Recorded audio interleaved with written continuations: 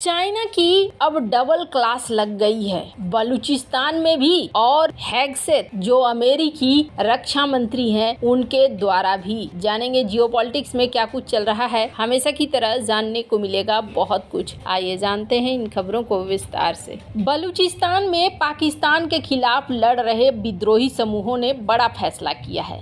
Bloch राजी आजोई संगर और इसकी बैठक में सभी बलूच समूहों ने फैसला किया है कि वो एकजुट होकर पाकिस्तान की सरकार और आर्मी के खिलाफ लड़ा जाएगा। बैठक में हिस्सा लेने वाले गुटों में Baloch liberation army, Balochistan liberation front, Baloch Republican guards और सिंधी लिबरेशन ऑर्गेनाइजेशन सिंधु देश रिवोल्यूशनरी आर्मी शामिल है। ये गुट लंबे समय से पाकिस्तान की आर्मी और सरकार से लड़ रहे हैं। चीन परियोजनाओं पर भी इन गुटों ने हमले किए हैं। रिपोर्ट के मुताबिक बलूचिस्तान की विद्रोही गुटों के नेता 3 दिन तक चली ब्रास की बैठक में शामिल हुए, जो पाकिस्तानी आर्मी से लड़ने की योजना बनाने के लिए आयोजित की गई थी। बलूच गुटों का एकजुटता से लड़ने का फैसला पाकिस्तान के लिए बड़ी मुश्किल का सबब बन सकता है। बलूचिस्तान के कई क्षेत्रों में पहले से ही विद्रोही गुटों ने पाक सेना के पैर उखाड़े हुए हैं। इस नए फैसले से पाक सरकार के सामने बलूचिस्तान के अलग होने का खतरा भी पैदा हो सकता है। ऐसे खतरे की बात हालिया समय में कुछ पाकिस्तान के नेता और एक्सपर्ट भी कह चुके हैं। ब्रास की ओर से जारी बयान में कहा गया कि यह सुनिश्चित किया गया है कि चीन या फिर कोई भी शक्ति पाकिस्तान सरकार के साथ मिलकर बलूच संसाधनों का दोहन न कर सके। ब्रास ने इस बैठक में विचार किया है कि सैन्य और कूटनीतिक तौर पर कैसे आगे बढ़ना है। साथ ही बैठक में इस पर भी सहमति बनी है कि पाक सेना के खिलाफ युद्ध ज्यादा आक्रामकता और मजबूती के साथ लड़ा जाएगा। ब्रास ने कहा है कि सभी गुटों की एकजुटता से लड़ाई बलूचों की आजादी को वास्तविक बनाएगी। बलूचिस्तान क्षेत्रफल के हिसाब से पाकिस्तान का सबसे बड़ा प्रांत है, लेकिन यहाँ देश के 2% आबादी ही रहती है। बलूचिस्तान में लंबे समय से विद्रोह चल रहा है। जातीय बलूच अलगाववादी अधिक स्वायत्तता और क्षेत्र के समृद्ध प्राकृतिक संसाधनों पर कंट्रोल चाहते हैं। बलूच कार्यकर्ता और नागरिकों के जबरन गायब होने और गैर कानूनी हिरासत में लिए जाने के आरोप भी यहाँ पाकिस्तानी सेना पर लगते हैं, जो स्थानीय लोगों की नाराजगी की वजह है। बलूचिस्तान प्रांत में पाकिस्तान के लिए नाराजगी नई नहीं है, लेकिन हालिया समय में ये बढ़ी है। इसकी बड़ी वजह क्षेत्र में चीन के प्रोजेक्ट हैं। बलूच लोगों को लगता है कि चीन उनके संसाधनों को लूट रहा है, जिसमें पाकिस्तान उसकी मदद कर रहा है। इससे हिंसा बढ़ रही है और इसकी वजह से अफगानिस्तान बॉर्डर के पास ये पहाड़ी इलाका पाकिस्तान सुरक्षा बलों के पकड़ से निकलता दिख रहा है। पाकिस्तान की नेशनल असेंबली के सदस्य मौलाना फजलुर रहमान यहाँ तक कह चुके हैं कि बलूचिस्तान प्रांत का एक हिस्सा अपनी आजादी का ऐलान कर सकता है और फिर ये उनके लिए मुश्किल हो सकती है। वैसे यहाँ पर कहा जा रहा है कि चाइना अपनी सेना को भी भेज सकता है। पाकिस्तान में 65 अरब डॉलर से ज्यादा का निवेश करने वाले चीन के लिए मुश्किलें बढ़ती जा रही है। पाकिस्तानी सेना चीनी नागरिकों को सुरक्षा मुहैया कराने में फेल हो रही है। कई चीनी नागरिकों की हत्या कर दी गई है। खास तौर पर बलूचिस्तान प्रांत में खूनी हमले हो रहे हैं, जहां पर ग्वादर इलाके में चीन अपना नेवल बेस बना रहा है। इन हमलों को लेकर चीन कई बार पाकिस्तान को चेतावनी दे चुका है, लेकिन जनरल मुनीर की सेना बलूच विद्रोहियों के हमले रोकने में विफल साबित रही है। ऐसे में अब चीन में मांग उठ रही है कि चीनी सेना पाकिस्तान में आतंकवाद को खत्म करने में प्रमुख भूमिका निभाए। चीन काफी लंबे समय से पाकिस्तान पर दबाव बना रहा है कि वह PLA को आने की अनुमति दे, लेकिन अभी तक जनरल मुनीर ने स्वीकृति नहीं दी है। लेकिन ये मांग अब जोर पकड़ रही है। चीन के अखबार साउथ चाइना मॉर्निंग पोस्ट की रिपोर्ट के मुताबिक चीन चाहता है कि बलूचिस्तान में खास तौर पर चीन को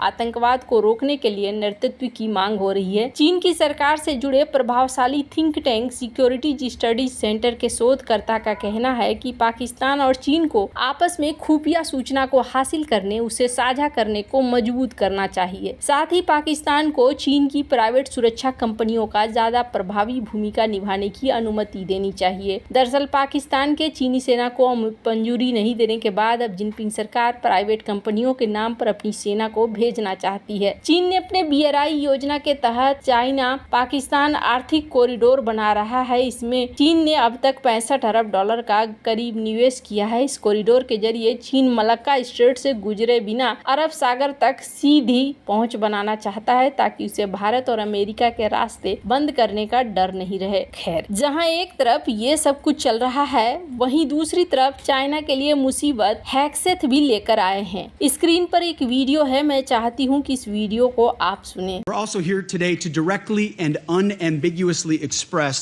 that stark strategic realities prevent the United States of America from being primarily focused on the security of Europe. The United States faces consequential threats to our homeland. We must and we are focusing on security of our own borders. We also face a peer competitor in the communist Chinese with the capability and intent to threaten our homeland and core national interests in the Indo-Pacific. US is prioritizing. यहाँ पर सीधे सीधे हेग्सेथ ने America का सारा ध्यान Europe के ऊपर नहीं बल्कि अपने ऊपर और कम्युनिस्ट चाइना के ऊपर केंद्रित करने की बात कही है। संयुक्त राज्य अमेरिका के रक्षा सचिव पीट हेग्सेथ ने अमेरिकी साइबर कमांड को रूस के खिलाफ सभी आक्रामक साइबर ऑपरेशंस और सूचना ऑपरेशंस को तत्काल प्रभाव से रोकने का आदेश दिया है। ये कदम ट्रंप प्रशासन के रूस के साथ यूक्रेन युद्ध को समाप्त करने के लिए बातचीत शुरू करने की रणनीति का हिस्सा है, जैसा कि कई अमेरिकी मीडिया रिपोर्टों जैसे New York times, Washington post, NDTV में उल्लेख किया गया है। इस आदेश का उद्देश्य है रूसी राष्ट्रपति व्लादिमीर पुतिन को वार्ता की मेज पर लाने के लिए सकारात्मक माहौल तैयार करना। कहा जा रहा है ये रोक केवल तभी लागू रहेगी जब तक कि मॉस्को और वॉशिंगटन के बीच में बातचीत जारी रहेगी। हालांकि रक्षा मंत्रालय ने इस पर कोई आधिकारिक टिप्पणी नहीं की है और इसके दायरे और अवधि को लेकर स्पष्टता नहीं है। ये कदम ट्रंप प्रशासन की नीति में एक बड़ा बदलाव है, क्योंकि बाइडेन प्रशासन ने 2024 में रूस को लंबे समय तक वैश्विक साइबर खतरा बताया था। इस कदम की आलोचना भी हो रही है। विशेष रूप से डेमोक्रेटिक प्रतिनिधि बीनी जी थॉम्सन ने इसे अमेरिकी महत्वपूर्ण बुनियादी ढांचे को खतरे में डालने और यूक्रेन में सहयोगियों को छोड़ने के रूप में वर्णित किया है। इसके अलावा ट्रंप प्रशासन ने रूस से संबंधित साइबर खतरों को कम प्राथमिकता दी है। चीन और ईरान को अब मुख्य साइबर खतरे के रूप में देखा जा रहा है। इस कदम को समझने के लिए कुछ पुरानी चीजों को समझिए। शीत युद्ध के दौरान संयुक्त राज्य अमेरिका और सोवियत संघ के बीच कई बार सैन्य और जासूसी गतिविधियों को रणनीतिक वार्ता के लिए रोकने की रणनीति अपनाई गई। उदाहरण के लिए 1963 में परमाणु परीक्षण पर आंशिक प्रतिबंध संधि के हस्ताक्षर के दौरान दोनों देशों ने सैन्य अभ्यास और जासूसी मिशनों को कम किया ताकि विश्वास बहाल किया जा सके। 1972 में स्ट्रेटेजिक आर्म्स लिमिटेशन ट्रीटी भी साइन की गई। वियतनाम युद्ध के दौरान 1968 में पेरिस शांति वार्ता शुरू होने से पहले संयुक्त राज्य अमेरिका ने वियतनाम के खिलाफ कुछ सैन्य और खुफिया ऑपरेशंस को रोकने का फैसला लिया ताकि शांति वार्ता के लिए माहौल बनाया जा सके।